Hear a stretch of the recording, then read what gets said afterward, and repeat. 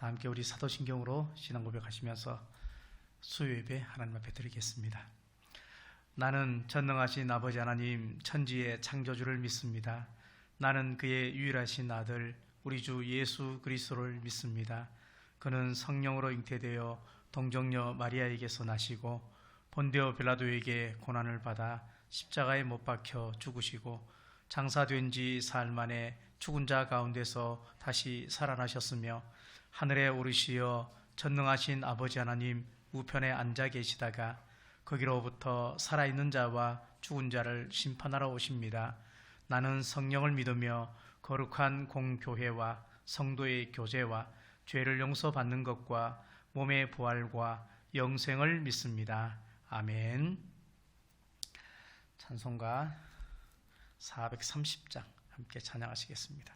430장입니다.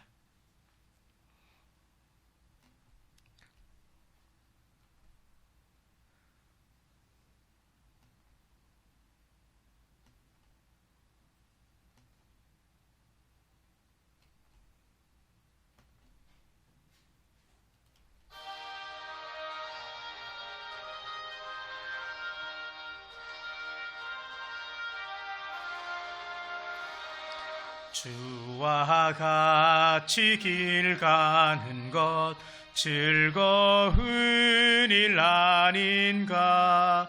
우리 주님 걸어가신 발자취를 밟겠네. 한 걸음 한 걸음 주 예수와 함께 날마다 날마다 우리 걸어가리. 어린아이 같은 우리 미련하고 약하나 주의 손에 이끌리어 생명길로 가겠네. 한 걸음 한 걸음 주 예수와 함께 날마다 날마다 우리 걸어가리. 꽃이 피는 들판이나 험한 골짜기라도 주가 인도하는 대로 주와 같이 가겠네. 한 걸음 한 걸음 주 예수와 함께 날마다 날마다 우리 걸어가리. 선지자 헤녹 같이 우리들도 천국에 들려 올라갈 때까지 주와 같이 걷겠네. 한 걸음 한 걸음 주 예수와 함께 날마다 날마다 우리 걸어가리.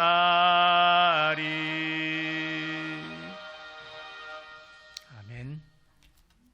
하나님 말씀 보겠습니다. 디모데후서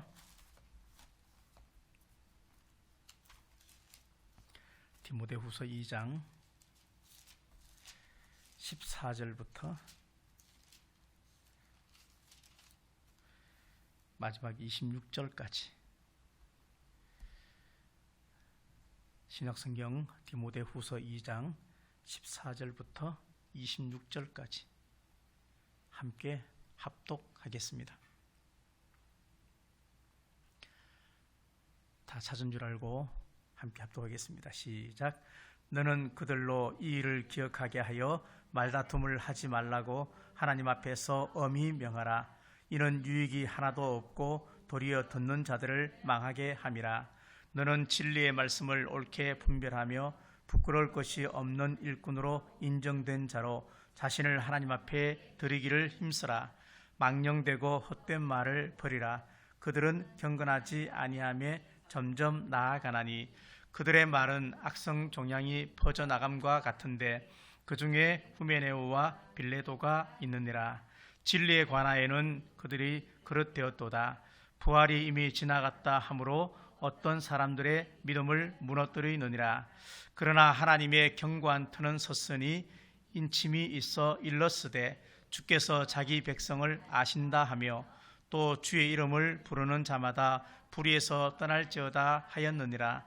큰 집에는 금그릇과 은그릇뿐 아니라 나무 그릇과 질그릇도 있어 귀하게 쓰는 것도 있고 천하게 쓰는 것도 있나니 그러므로 누구든지 이런 것에서 자기를 깨끗하게 하면 귀히 쓰는 그릇이 되어 거룩하고 주인의 쓰심에 합당하며 모든 선한 일에 준비함이 되리라.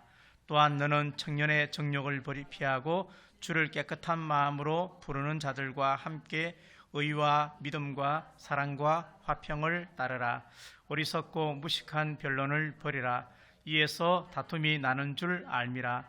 주의 종은 마땅히 다투지 아니하고 모든 사람에 대하여 온유하며 가르치기를 잘하며 참으며 거역하는 자를 온유함으로 훈계할지니 혹 하나님이 그들에게 회개함을 주사 진리를 알게 하실까 하며 그들로 깨어 마귀의 올무에서 벗어나 하나님께 사로잡힌 바 되어 그 뜻을 따르게 하실까 함이라.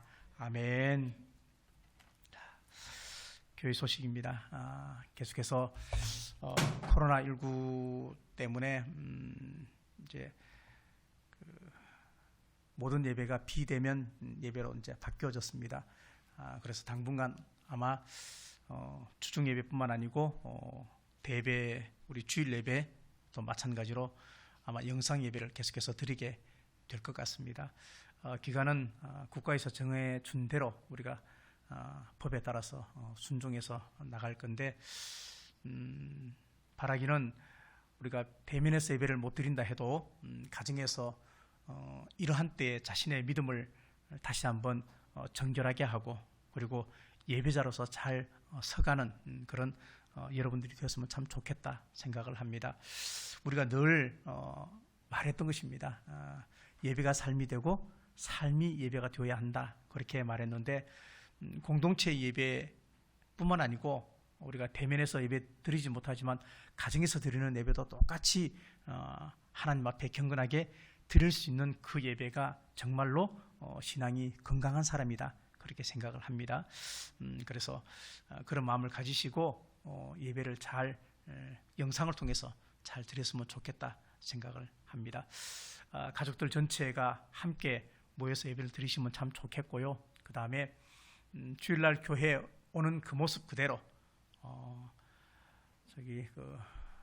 런닝이나 그런 차림 말고 교회 오는 복장으로 예배를 처음부터 끝까지 이렇게 1시간 정도 드렸으면 좋겠다 생각을 합니다. 이제 장마가 거의 끝이 나고 다 폭염 때문에 다 무더위 때문에 건강이 또 염려가 되는데 위에서 기도해 주시고 또 구미학교도 계속해서 지금 약 그러면 한 달째 저희가 구미학교를 또 못하는 그런 상황에 처해져 있습니다. 9월 달부터 예배도 회복되고 구미학교도 하고 그런 회복되었으면 참 좋겠다 생각을 하면서 계속해서 교회를 위해서도 기도해 주시고 또 여러분의 경건의 모습들을 생각하시면서 하나님 앞에 또 기도하면서 그렇게 시간들을 잘 귀하게 보냈으면 좋겠다 생각을 합니다.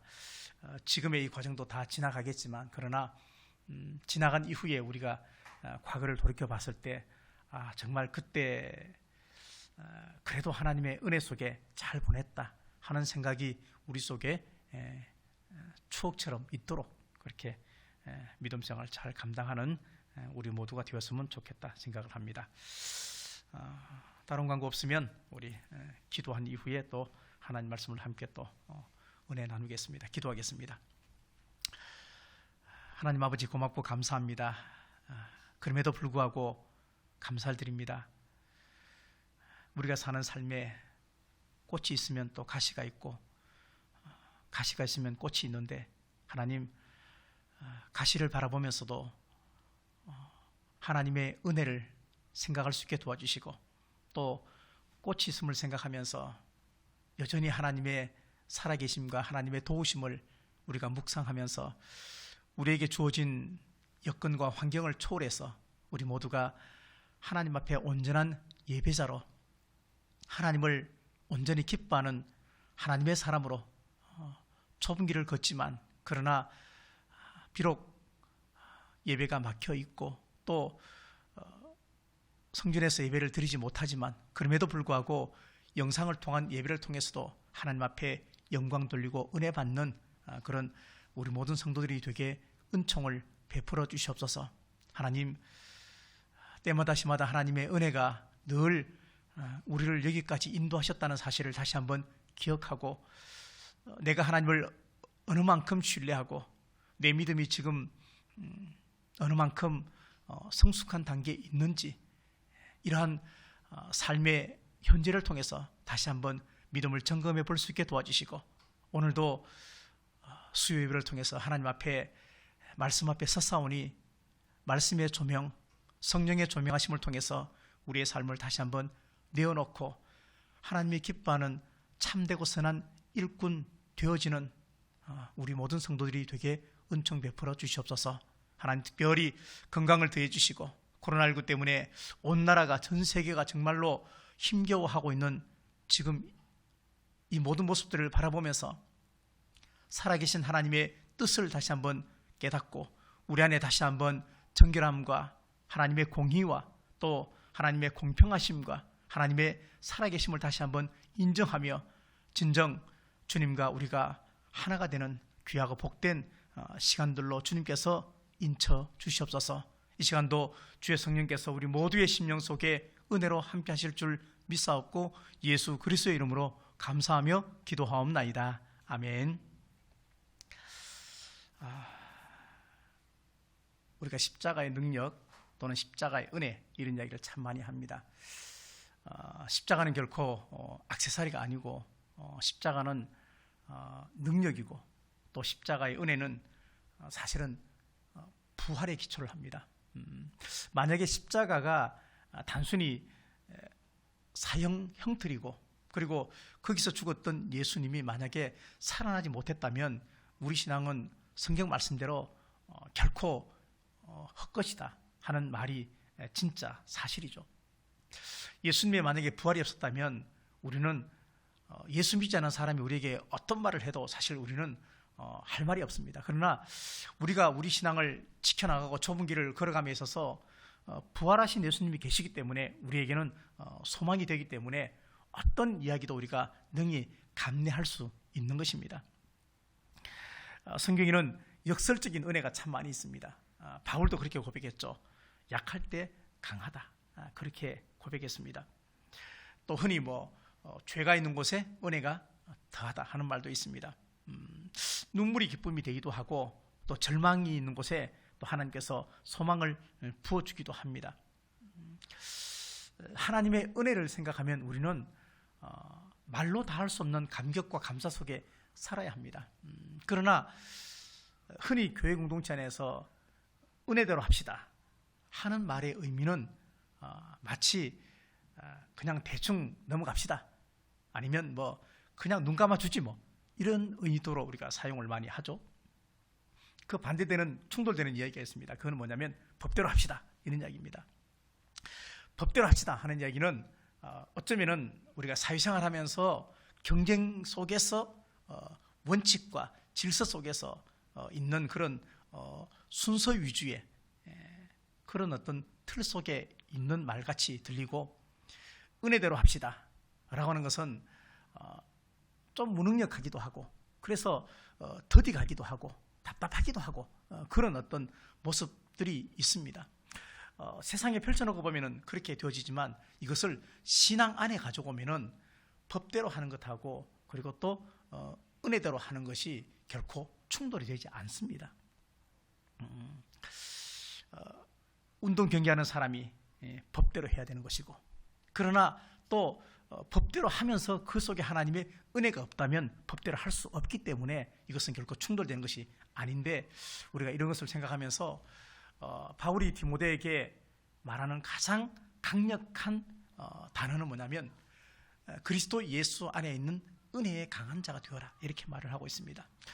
다른 것은 몰라도 네가 심약하고 또 몸에 병이 있기도 하고 때로 마음이 약하기도 하고 여러 가지로 참 에베소 교회의 담임 목사로서 부족한 부분이 있을지언정, 그러나 디모데 너는 다른 것은 몰라도 하나님의 은혜, 예수 그리스도의 은혜는 정말 강해야 한다, 그렇게 이야기를 하고 있는 것입니다.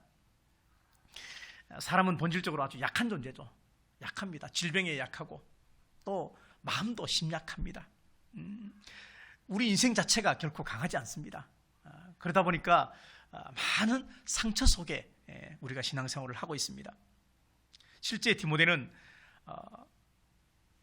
말씀에 대한 강점은 있지만 그 큰 에베소 교회를 목양하기에 사실 부족한 부분이 없지 않아 많이 있었습니다. 그럼에도 불구하고 하나님의 은혜에만 강하기만 하면 너는 충분히 목회를 감당할 수 있다, 그렇게 바울은 지금 이야기를 하고 있는 것입니다. 그래서 우리는 하나님의 은혜 안에 머물러 있지 않으면 아무것도 할 수 없다는 것은 요한복음 15장 말씀을 통해서도 충분히 알 수 있습니다.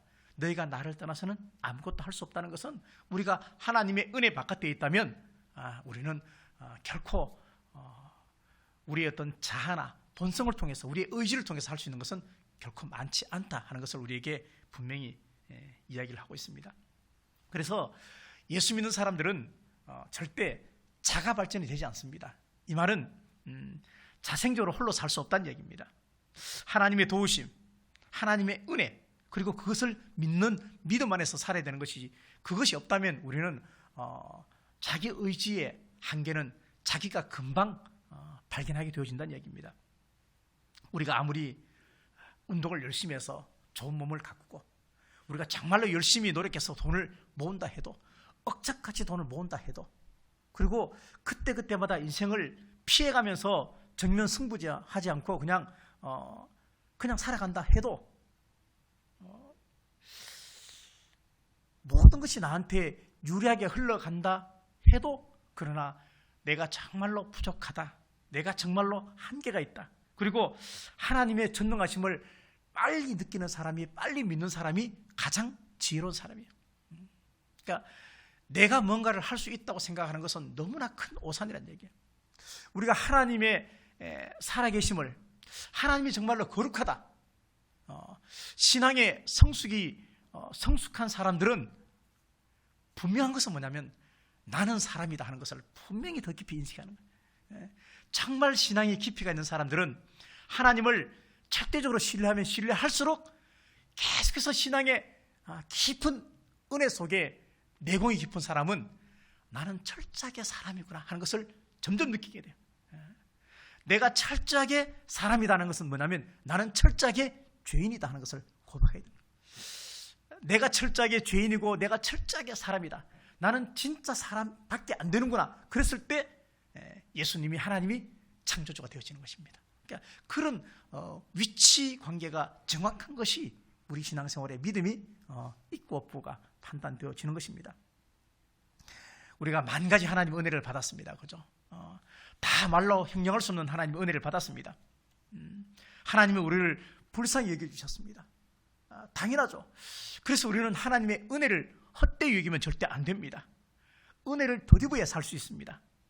이것을 바울은 나의 나된 것은 하나님의 은혜다, 그렇게 고백을 했던 것입니다. 하나님의 은혜를 아는 것이 지혜고, 그 지혜를 통해서 믿음으로 사는 것이 충성이고, 그러니까 우리는 내가 나를 정확히 아는 것이 진짜 참 지혜예요. 그리고 그 지혜를 통해서 내가 하나님 앞에 어떻게 살아야 할지 깨닫는 것이 명철이 되는 거예요. 그래서 우리가 지혜와 명철을 통해서 하나님 앞에 믿음으로 우리의 삶을 살아내는 것이 좁은 길을 가는 것이고, 그게 헌신이고 그게 충성이고. 오늘 읽지 않았지만 앞에 보면은 세 사람이 나옵니다. 그죠? 세 사람의 비유가 나오는데 병사, 그리고 경기하는 자, 그리고 농부, 이렇게 나옵니다. 병사는 당연히 명령에 순종하죠. 그러죠. 자기 생활에 매이지 않고 명령이 먼저가 돼야 되죠. 명령을 내렸는데 나 뭐 개인적으로 뭐 할 일이 있어요? 집에 뭐 바쁜 일이 있어요? 있을 수 없는 이야기란 얘기죠. 경계하는 자가 아무리 열심히 잘해도 법대로 하지 않으면 실격 처리가 되는 것이죠. 농부도 마찬가지입니다. 특별히 우리가 농사 짓는 것은 옛말에 그런 말이 있습니다. 농사 짓는 것은 하나님과 동업하는 것이다 하는 말이 있습니다. 이 말은 뭐냐면 농사가 참 어렵다는 이야기죠. 자식 농사 참 어렵고요. 사업하는 것도 참 어렵고, 그러니까 동업하는 것은 더 어렵고, 건강을 지켜나가는 것도 참 어렵고, 내가 부자 되는 것도 참 어렵고, 그러니까 이런 모든 것은 하나님께서 위로부터 주시지 않으면 내 의지하고는 아무런 상관없는, 그러니까 하나님의 은혜 속에 있는 것이 이러한 것들이라 하는 것을 이야기를 하고 있습니다.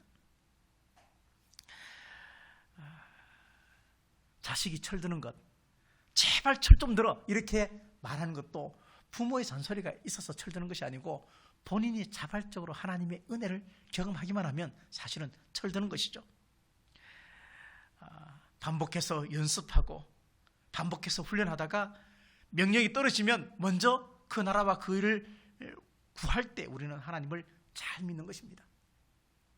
우리가 하나님을 잘 믿는다는 것은 우리 생활에서 열심히 삶을 살아가지만, 그러나 그 생활 속에서도 하나님을 늘 묵상하고 하나님의 뜻을 생각하고 하나님의 목적을 생각하고 우리가 이 땅에 파송된 목적을 우리가 생각한다면 우리의 삶의 전반적인 모든 것은 사실은 주권이 나한테 있는 게 아니죠. 나한테 주권이 있는 것 같지만 결국은 하나님에게 주권이 있는 것입니다. 그러니까 하나님에게 주권을 어느 만큼 맡기느냐에 따라서 내 은혜의 깊이가 깊다 얕다 하는 것을 보는 거예요.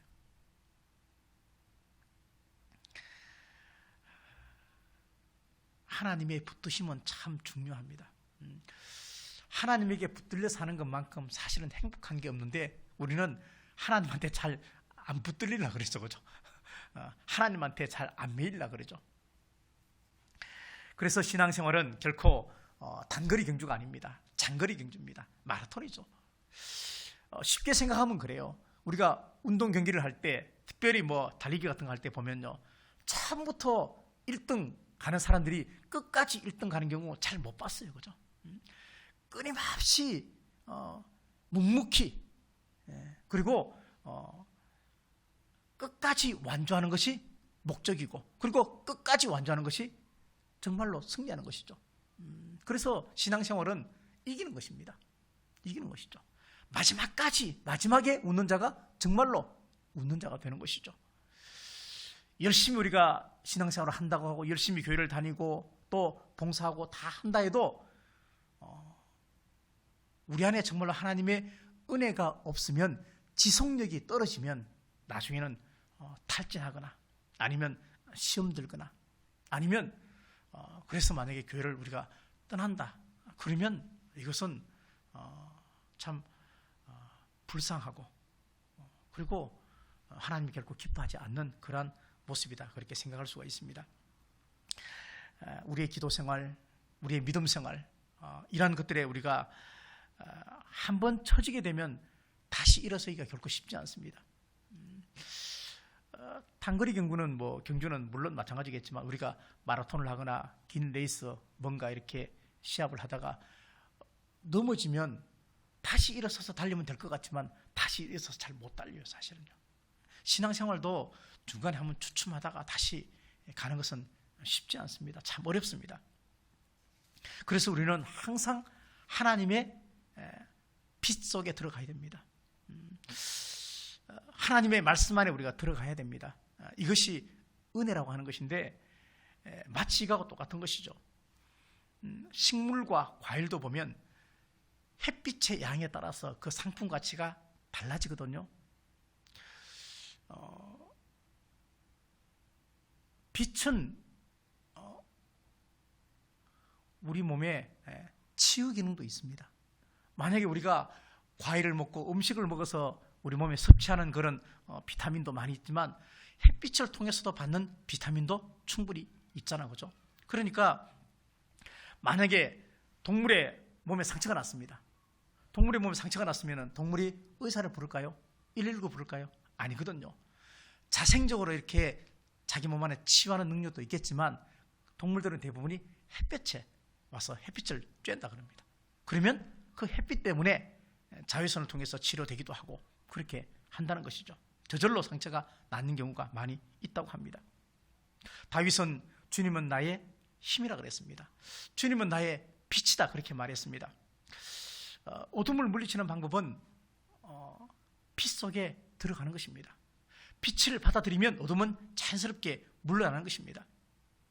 이 땅에 살면서 우리가 어둠을 만날 수도 있고 이 땅에 살면서 병충의 어떤 그런 것들이 우리 속에 찾아올지 모르겠지만 그러나 하나님의 치료하시면 하나님의 은혜 속에 들어가는 것이고 하나님의 빛 속에 들어가야만 우리가 치료함을 받을 수 있다. 그렇게 성경은 이야기를 하고 있습니다. 그래서 우리는 열심히만 살지 말고 충성하며 살아야 되고 그리고 열심히만 사는 것도 중요하겠지만 그보다 더 중요한 것은 사명을 따라 사는 것이 참 중요하다 하는 것입니다. 평생을 신앙생활을 하다가 만약에 우리가 생명의 멸류관을 못 받는다. 아마 제일 억울한 사람일 거예요. 그래서 우리는 하나님의 은혜를 받았다 하면 은혜 받은 사람은 분명히 달라야 합니다. 은혜 받은 사람은 분명히 다릅니다. 내 신앙생활을 한번 생각해 보면 옛날하고 지금하고 예수님을 인격적으로 만났을 때하고 만나지 않았을 때하고 지금하고 반드시 달라야 되는 부분이 있어야 됩니다. 그때나 지금이나 별로 달라진 게 없어. 그러면 그것은 다시 한번 우리의 신앙의 건강함을 체크해 보아야 한다는 것입니다. 14절 말씀 보니까 말다툼을 하지 말라 그렇게 얘기합니다.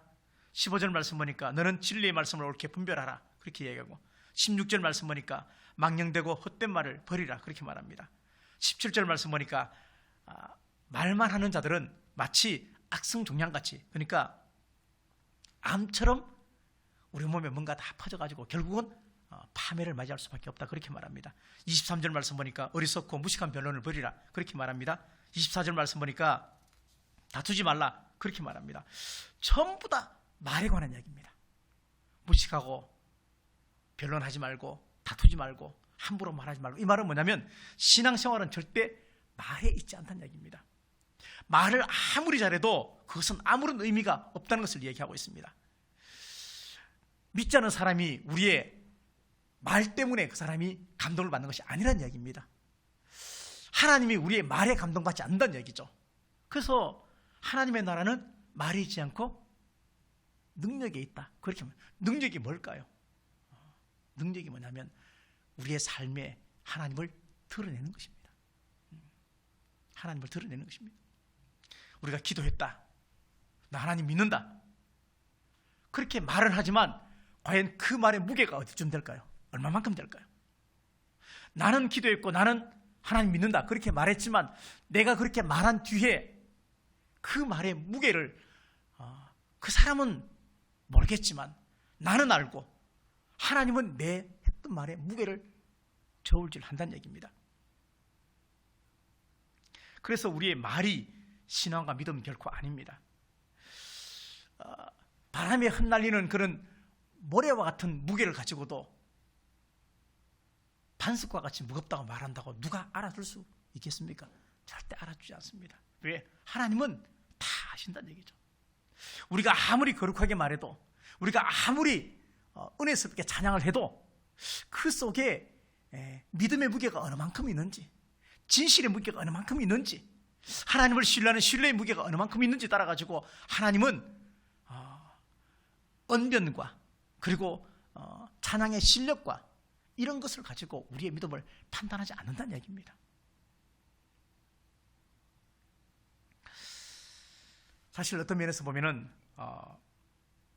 교회처럼 말이 많은 곳이 없습니다. 그죠? 정말 교회처럼 말 많은 곳이 없습니다. 그렇죠?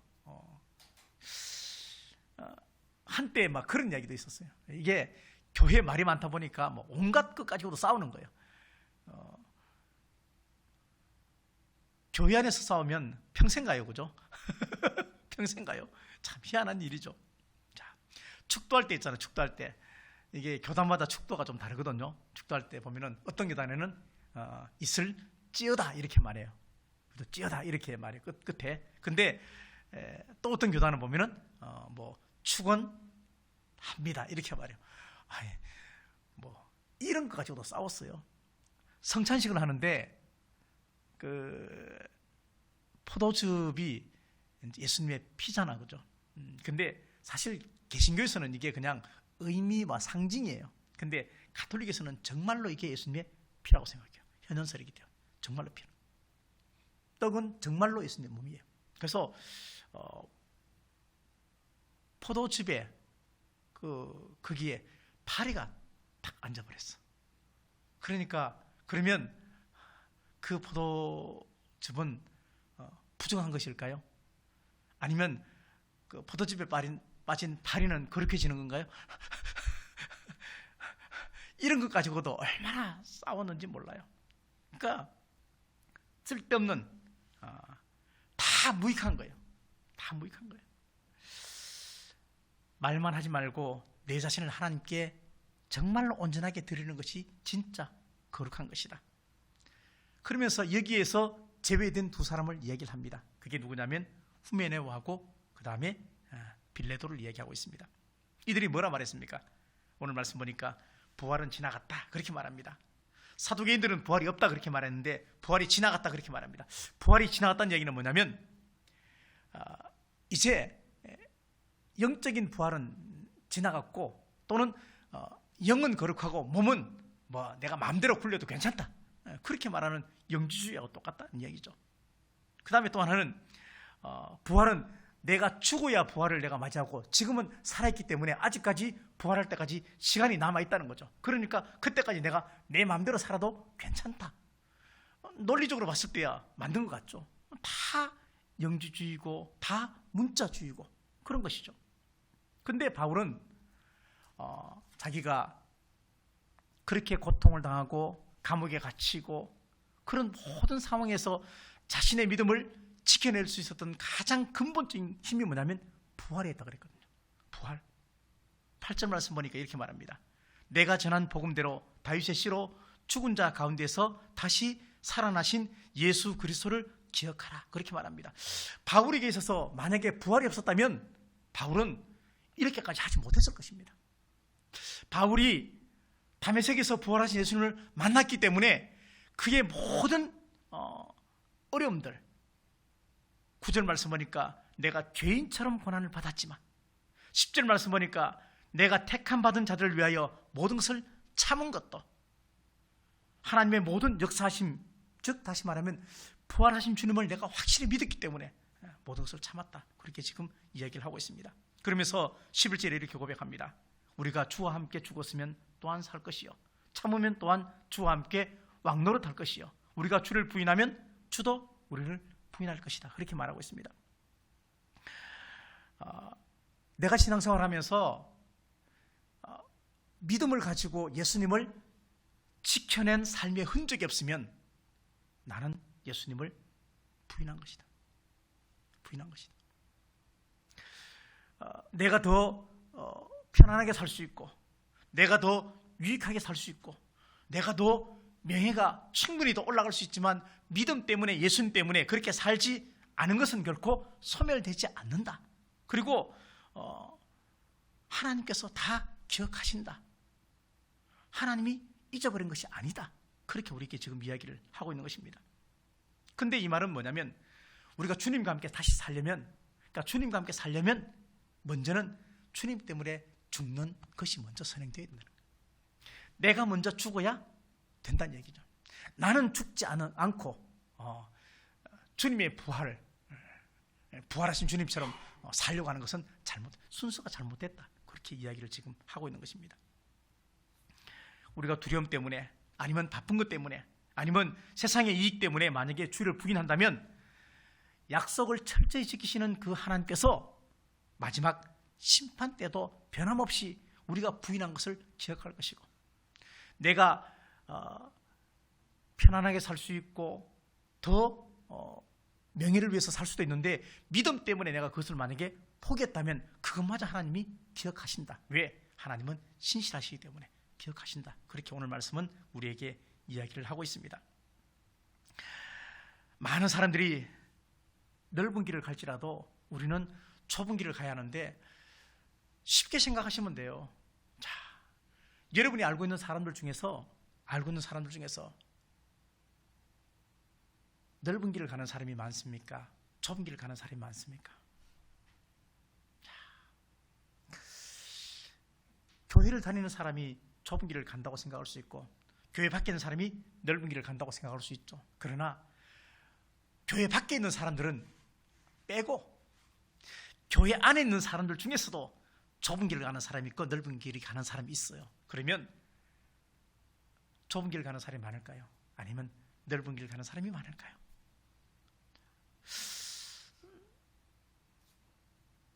천국 가는 것이 참 어떤 면에서는 예수님 믿으면 되죠. 근데 신앙생활이 참 때로는 어렵다 하는 생각도 합니다. 좁은 길을 가는 사람이 그렇게 많지 않다는 생각을 합니다. 우리가 알고 있습니다. 그죠? 우리가 하나님이 아니고 우리가 예수님이 아님에도 불구하고 성도들 봤을 때 그들의 속 전체를 우리가 볼 수 없지만, 그러나 좁은 길을 가는 사람이 많을까, 넓은 길을 가는 사람이 많을까 생각해보면 좁은 길을 가는 사람이 참 적다. 교회 안에도 넓은 길을 가는 사람이 참 많다 하는 것을 우리가 충분히 알 수가 있다는 얘기입니다.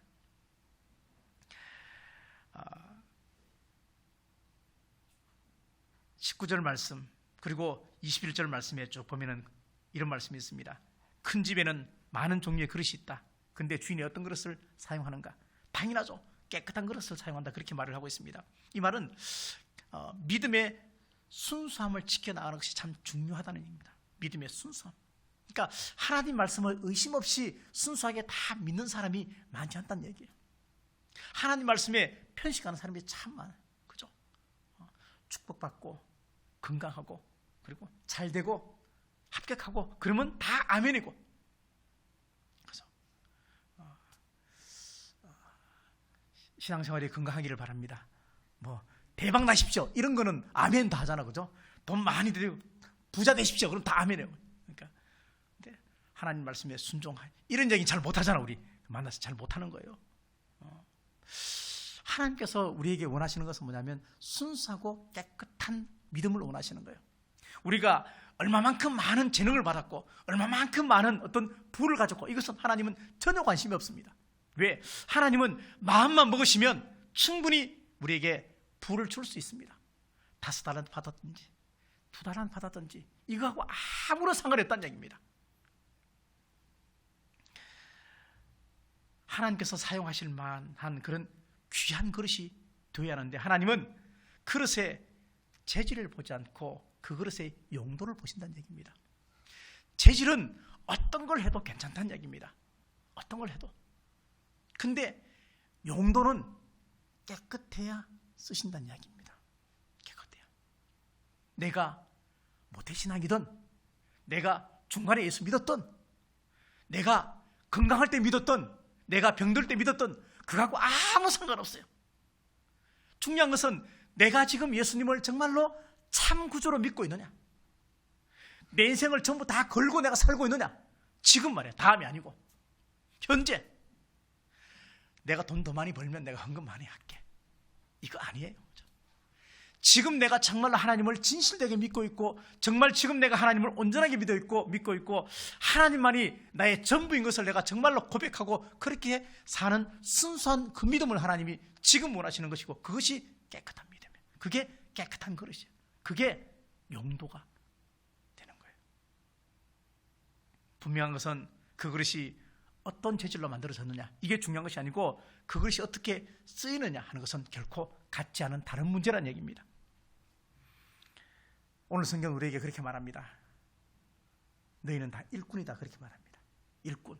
일꾼이 뭐 하는 사람이에요? 일꾼은 당연하죠. 일꾼은 일하는 사람이에요. 그죠? 일하는 사람. 근데 일꾼에도 두 종류가 있어요. 하나님께서 인정하시는 일꾼이 있고 하나님께서 인정하지 않는 일꾼이 있습니다. 나는 열심히 하나님 일을 했다고 생각하는데 하나님은 나를 인정해 주지 않아. 그렇죠? 나는 정말로 아침부터 저녁 때까지 열심히 일을 했는데 주인이 봤을 때 쟤는 내 일을 한 게 아니고 주인의 일을 한 게 아니고 자기 일을 했어. 그러면 주인은 인정하지 않는다. 하나님께서 인정하시는 일꾼이냐, 하나님께서 인정하지 않는 일꾼이냐 하는 것에 관해서는 우리가 명확한 근거가 있어야 한다는 얘기입니다. 다른 사람 보기에는 부지런히 일한 것 같지만, 주여 주여 하면서 하나님 이름도 불렀지만 진짜 경건함으로 내가 주께 섰는지, 정말로 깨끗한 양심을 가지고 하나님을 순수하게 믿었는지, 여기에 관해서는 우리가 지금은 판단할 수 없습니다. 겉으로 잘 모릅니다. 그렇지만 하나님은 아신다는 겁니다. 마찬가지죠. 책만 잔뜩 쌓아놨다고 공부 잘하는 건 아니거든요. 그렇죠? 계획표만 잘 세웠다고 성적이 올라가는 거 결코 아니잖아요. 우리는 부지런히 정말로 최선을 다해서 하나님을 믿어야 됩니다. 정말로 올인해야 됩니다. 어느 정도 상준이나 기현이가 게임에 푹 빠지듯이 우리도 그렇게 정말로 최선을 다해서 하나님을 믿어야 된다는 거죠. 그렇죠? 마찬가지예요. 그렇죠? 애들이 게임할 때 보면요, 옆에서 불러도 몰라. 밥 먹으래도 밥 안 먹어.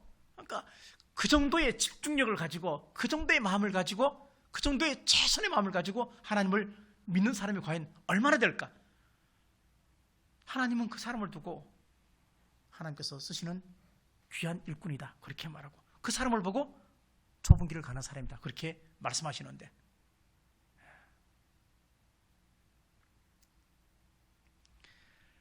마가복음 12장 30절 말씀 보니까 너희는 마음을 다하고 목숨을 다하고 뜻을 다하고 힘을 다하여 주 너희 하나님을 사랑하라, 그렇게 말씀하셨습니다.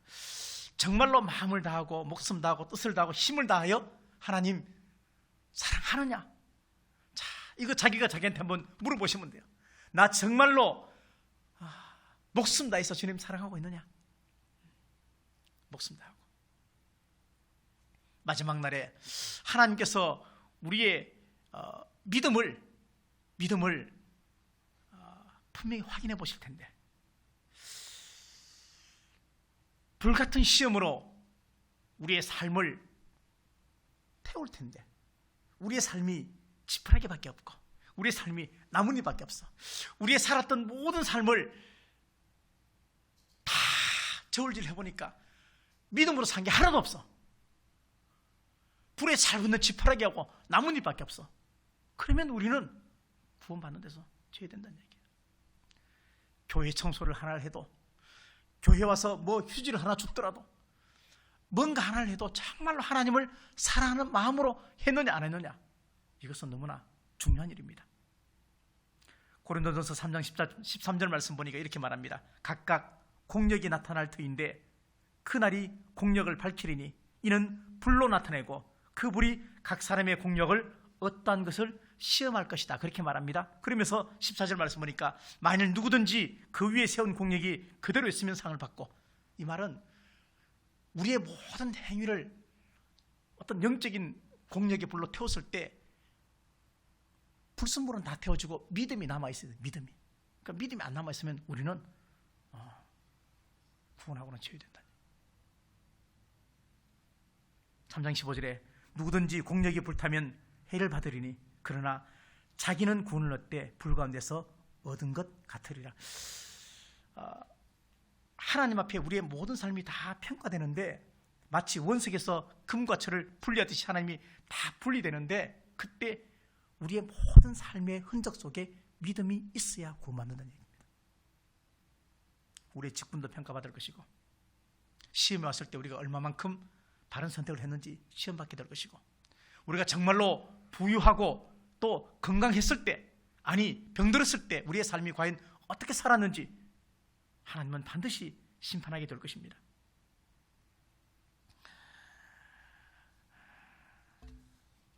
좁은 길을 가는 사람이 그렇게 많지 않습니다. 헌금을 많이 하고 아니면 대형교회 목사이고 나는 장로고, 사실 이런 것은 아무런 중요한 것이 되지 않는다. 영적인 장인이 되지 않도록, 영적인 시각장애자가 되지 않도록, 우리의 삶이 신앙의 어떤 본연의 맛을 낼 수 있도록 그렇게 살아야 하는데, 우리는 자꾸 입에 맛있다고 인스턴트를 자꾸 먹으면서 진짜 그 재료의 그리고 음식의 본연의 맛을 다 잊어버리고 살고 있는 거예요. 점점점 잊어버려요. 그래서 예수님이 하나님 우리에게 너희의 첫사랑을 회복해라, 그렇게 자꾸 얘기하는 거예요. 첫사랑을 회복해라. 하나님은 우리의 작은 신음에도 응답하신다. 근데 어떤 면에 생각하면은 내가 그렇게 크게 부르짖어도 하나님 응답 안 할 때도 있어요. 하나님은 내 작은 신음에도 응답한다 그랬는데 내가 막 울면서 기도했던 것도 하나님 왜 안 들어주냐고 그렇게 생각할 수도 있어요. 근데 하나님과의 좋은 믿음의 관계는 뭐냐면요, 응답이 아니고 사귐의 관계에 있는 거예요. 사귐의 관계. 에덴 동산에서 하나님과 아담과 하와가 범죄하기 전에는요, 그냥 사귀었어요. 그냥 만났어요. 그러니까 그런 관계 속에 들어가는 사귐의 기도를 드려야 되는데 우리는 늘 끊임없이 요구의 기도를 하는 거죠. 달라고만 기도하는 것이죠. 남자 여자 둘이 사귀었는데 매일 와서 달라고 하면 얘기해봐. 사랑하지만 기분 나쁠 거 아니요. 매일 달라고만 얘기해. 내 말은 들어주지도 않아.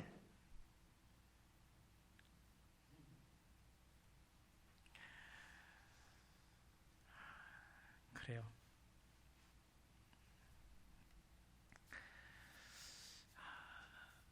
자녀가 점점 자라면서 이제 꿈을 가집니다. 그죠?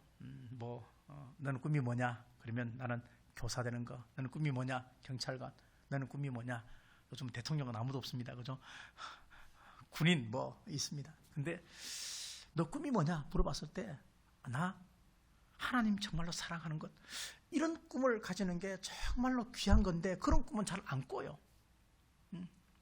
어떤 눈에 보이는 그런 아주 단편적인 것만 생각하고 하나님을 정말로 사랑하는 것, 이것은 잘 꿈을 안 꿔. 근데 우리가 정말로 하나님을 사랑하면 사실은 그 다음에는 모든 게 다 이루어지잖아. 그죠? 다 이루어지잖아. 우리의 소원은 남북 통일이 아니고 우리의 소원은 하나님을 정말로 더 사랑하는 것, 하나님을 점점 더 사랑하는 것, 하나님을 끝까지 사랑하는 것, 하나님을 변치 않고 사랑하는 것, 내 목숨을 다하고 내 힘을 다하고 내 뜻을 다하여 주님을 사랑하는 것, 그래서 주님의 뜻을 내가 사는 삶 속에서 이뤄내는 것, 그게 정말로 하나님께서 기뻐하시는 그런 나의 꿈이 되어야 되는데 우리는 그런 꿈은 잘 안 꿔요. 안 꿔요. 그죠? 큰 집에 이사 가고 내 자녀가 잘 되고 이런 꿈만 꾸는 거예요.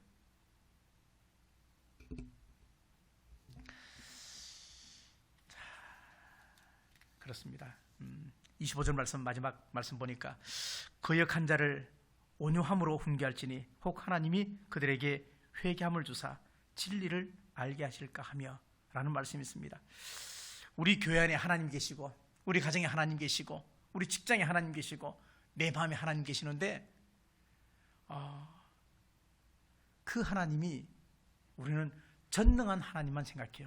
근데 성경 보니까 이렇게 말해요. 너희가 그들에게 한 것이 곧 내게 한 것이다, 그렇게 말씀하셨어요. 그러면 우리 교회에 있는, 우리 가정에 있는, 우리 직장에 있는 어쩌면 눈에 보이는 하나님은 약한 자, 병든 자, 그렇죠? 이웃, 말지독소리 안 듣는 그 친구, 그 사람이 어쩌면 하나님일 수도 있다는 얘기예요. 우리가 정말로 거룩한 삶은 어떤 삶이냐? 거룩한 삶의 마지막 최종, 물론 죄 있는 것도 고백해야 되고 하나님 사랑해야 되고 막 그러지만 정말로 우리가 거룩한 삶의 마지막 단계는 보니까 뭐냐면요, 이웃사랑이에요. 이웃사랑. 코로나19 때문에 온 나라가 참 힘겨워도 전 세계가 점점점 확진자가 많아지고 사망자가 점점 많아지고 있습니다. 근데 오늘 그 TV에 이렇게 피켓 내용에 그런 게 있었어요. 피켓 들었는데 보니까 모 교회 앞에서 피켓 들었는데 내 이웃을 내 몸과 같이 사랑하라, 그렇게 적혀 있어요. 내 이웃을 내 몸과 같이 사랑하는 게 너희들이냐? 너희들이 누구예요? 지금 교회를 보고 하는 소리. 뭐 교회, 그 교회 보고 하는 거예요. 하나님 사랑한다면서 너희 그렇게 할 수 있냐? 이렇게 말하는 거예요. 이거는 사실 충격적인 말이에요. 이웃 사랑하기를 내 몸과 같이 하라, 그렇게 말했습니다. 하나님을 사랑하고 이웃 사랑은 같은 것이라고 그렇게 말했습니다. 그렇죠?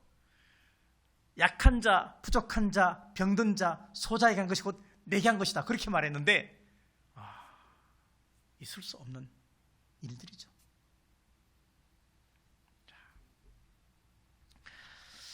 그래요. 우리 모두가 하나님의 진정 살아계심을 우리가 믿는다면 하나님 앞에 정말 인정받는 일꾼, 그리고 깨끗한 일꾼, 그리고 건강한 일꾼, 그리고 순수한 믿음의 사람 되기를 바울은 지금 디모데에게 원하고 있습니다. 이 말씀은 그리스도 밖에 있는 사람에게 한 말이 아닙니다. 하나님 믿는 사람에게 한 말입니다. 바울이 디모데에게 쓴 편지지만 디모데 후서를 쓰고 난 다음에 바울은 곧 순교해서 죽습니다. 바울의 마지막 옥중서신입니다. 근데 이 편지에서 꼭 디모데에게만 했던 말일까요? 아닙니다. 우리 모두에게 동일하게 했던 말입니다. 하나님을 정말로 진실되게 믿는다면 우리는 하나님께서 기뻐하시는 깨끗한 그릇 되어야 되고, 그리고 하나님께서 기뻐하시는 일꾼이 되어야 되고, 그리고 하나님의 큰 터 위에 우리의 신앙을 건강하게 잘 세워 나가야 합니다. 그리고 마지막에는 이웃 사랑을 실천해야 하나님의 사랑이 더 온전해지는 것입니다. 우리가 그런 것을 생각하시면서 하나님 앞에 늘 여러분의 신앙의 건강함을 생각하시면서 그렇게 살아나가는 우리 모든 성도들이 다 되시기를 바라겠습니다. 기도하겠습니다. 하나님 아버지, 고맙고 감사합니다. 삶에 지친 우리 모두가 하나님의 성전에 나와서 또 대면에서 하나님 앞에 예배를 드려야 하겠지만 코로나19 때문에 수요 예배를 영상을 통해서 가정에서 제단을 쌓습니다. 그럼에도 불구하고 하나님의 진리의 영이 각 처소마다 임재해 주셔서 하나님의 은혜를 다시 한번 가슴 속에 새기는 귀한 예배가 되게 은혜 베풀어 주시옵소서. 거룩함으로 더딥혀 주시고 감사 예배가 되게 하시고 진리의 말씀을 옳게 분별해서 하나님께서 인정하시는 일꾼, 충성하고 헌신하는 우리 모든 성도들이 되게 은혜 베풀어 주시옵소서. 하나님 아버지, 온 세계가 전염병이 점점 창굴해지는 모습을 보면서 우리가 앞으로 어떻게 살아야 할지 다시 한번 깨어있는 신앙을 통해서 우리의 믿음을, 우리의 가족의 믿음을, 우리 주변의 이웃을 믿음을 다시 한번 확인해보는 지혜가 있도록 하나님 은혜를 더딥혀 주시옵소서. 말로만이 아니라 신실함으로 하나님을 정말로 사랑하는 순수하고 깨끗한 그릇이 되게 은혜 베풀어 주시옵소서. 하나님, 삶의 의미를 다시 한번 깨닫게 하시고 감사하게 하시고, 그렇게 해서 거룩한 삶을 계속해서 살아내서 좁은 길 감에도 하나님과 동행할 수 있게 도와주시고, 하나님을 정말로 진심으로 사랑할 수 있게 도와주셔서 하나님 사랑과 이웃 사랑을 몸소 실천하는 우리 모든 마중물 선교교회 사랑하는 종들이 되게 은혜 베풀어 주시옵소서. 구원의 그 이름 예수 그리스도의 크신 은혜와 견고한 터이신 하나님 아버지의 사랑하심과 진리를 알고 깨닫게 하시는 성령 하나님의 역사 충만 교통 어루만지심이 주 앞에 머리 숙여 상황과 여건을 뛰어넘는 믿음으로 하나님께서 기뻐하시는 삶을 좁은 길을 걷지만 감사함으로 거룩함으로 살고자 다시 한번 결단하는 우리 모든 성도들 머리 위에, 기도 제목 위에, 특별히 각 가정과 사랑하는 자녀와 이 나라 이 민족 위에 지금부터 영원토록 함께 하시기를 간절히 축원하옵나이다. 아멘.